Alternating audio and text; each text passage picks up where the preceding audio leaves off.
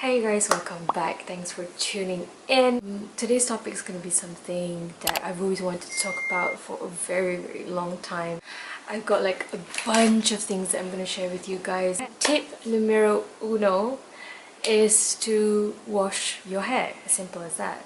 If you're always outside or if you're working, you spend at least 8 hours outside with hijab on, so that means your scalp not being able to breathe. At the end of the day, after 8-10 hours or maybe even 12, you're gonna end up with greasy scalp.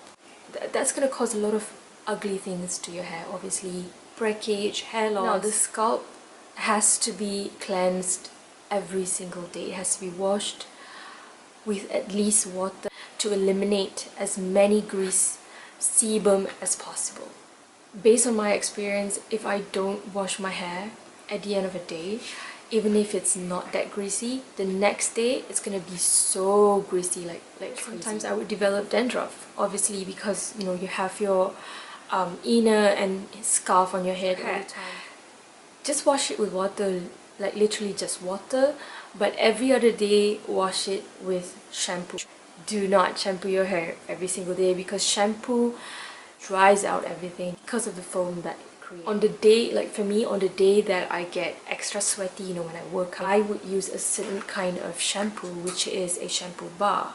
Now a shampoo bar is even more drying than a normal liquid shampoo that you can find off the shelf. It's pretty much like a soap bar and it's very foamy, extreme. Another type of shampoo that I would use is this Safi shampoo for hijabis. They do produce, you know, a range of products for women who wear hijab. It's great, it's fantastic. Sometimes it does feel refreshing, but I don't know, somehow after a while of using this I realized that it doesn't really work in terms of reducing hair fall or all the other claims that it says. Another shampoo that I would use alternately is this one. This is from Olaplex. This is expensive. Great shampoo. I do realize that this does volumizes the hair, it just makes my hair really fluffy, light and beautiful, I would say, like luscious. But it is expensive, so that is pretty much one of the reasons why I alternate my shampoos. Days that I do not shampoo my hair, I just pretty much wash my hair with water and then I use a conditioner. Most conditioners, you're not supposed to apply them directly on the scalp. It's pretty much just the hair. Tip number 2 is to treat your scalp. The ones that I currently use are these two, one from Olaplex and one is from L'Oreal. Previously I used this from Lush, the Roots hair treatment. I've used it out of all three. My favorite is this one. I've posted a video on my Lush product collection, so if you want to know a little bit more, maybe you can go to that video. I'll put the link down below. Also, another product that I use is this one because it is the cheaper alternative of this. Although it's a hair mask, but it's pretty much the same. Hair treatment, hair mask, there is really not much difference between. I would say that these two are more similar in terms of texture compared to this one. This one is a bit thinner.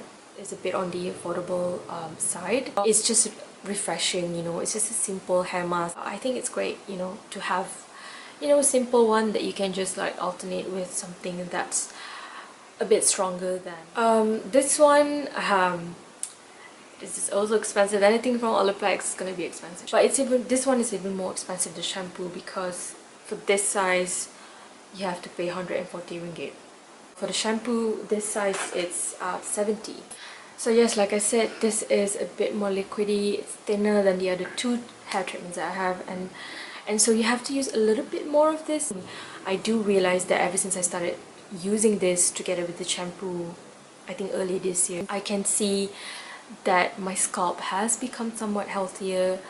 There's been a reduction of dandruff formation, less grease, hairs have been fluffier than before, more luscious. Of course it's great, but you know, you have to maintain that, and this is quite hefty to maintain.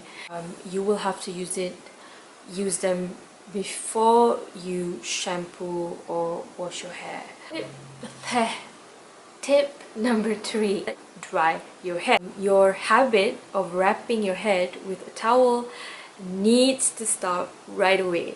The whole twisting mechanism, what you do is you're adding more pressure to the hair because it's wet, it's supporting the weight of the towel, and then it's just going to break your hair. And ever since I stopped doing that my hair has become better. That's why you remove the excess moisture, excess water with towel first, and then use the hairdryer. Oh yes, get yourself a good hairdryer, the one that has a cooling effect. I would suggest brands that are synonymical with hair care, hair salon, TRESEMME, I don't know how to pronounce it, I can't remember the spelling. Just blow dry like all over like that, and then I take a comb, a proper comb, and use the cooling effect. Just comb my hair through with it, and then what you're gonna see is like excess, all the remaining moisture is just gonna like drop. Make sure by that you dry your hair properly every time you wash it. Do not go to bed with wet hair, okay? On the next morning that you wake up, you're gonna find hair on the pillow. Also, do not wear hijab immediately after you wash your hair without properly drying it, because trapping wet hair is just going to harbor bacteria. It's not great. Make it a point to comb the hair before you go to bed and after you wake up, because combing the hair does stimulate hair growth. So tip number 4. The next thing to do is to treat the hair. What I would normally do is I get one of these ELLIPS hair vitamin. It's actually like a hair serum. You use each of these ones.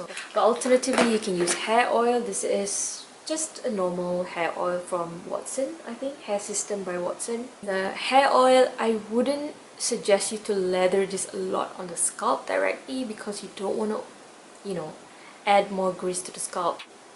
This has been great so far. I mean, it's a basic hair oil. And also, I don't have my castor oil with me right now, but you can also use essential oils. These are really good for the hair, but I think those are a bit more potent than this kind of hair oil. In terms of consistency, they are a little heavier. What they do is they're just gonna pull down the hair because it gets so heavy. I've experienced this myself. This one time I was using, I think it was coconut oil. So I had it all over my scalp, and I just left it on throughout the whole night as I was sleeping, and when I woke up I had like hair fall, like horrible hair fall. So it really does depend on the strength of your hair. My hair is actually quite thin. If your hair is thicker, you probably have stronger roots to begin with. Apart from all those 4 tips that I've given you, try to use more thin fabrics as your hijab. You kind of have to factor that in, the fabric that you use for hijab, and then for your inner cap as well. Resort to something like airism cap from Uniqlo. And I think during prayer time, it's good to just air out your head, I think for a good 5-10 minutes. And another trick that I like to do is to use the square bowel scarves that's made of cotton. It's quite thin, but because you layer, because you fold it into a triangle, right? So you have 2 layers, so it's quite opaque, so you won't be able to see the neck or anything. It's breathable enough, and because it's not as slippery because it's cotton, so the hair kind of stays in place. And so sometimes when I wear that, I do not wear an inner cap. So yes, I hope that so-called tips that I've shared with you would actually be helpful for you. I hope that you learn something, and perhaps something new. You can give them a try, just see if they actually work on you. I want to thank you guys for watching this, and I hope that you give this video a thumbs up. Subscribe me if you haven't already. Now, stay safe, stay healthy. I'll see you guys in the next video.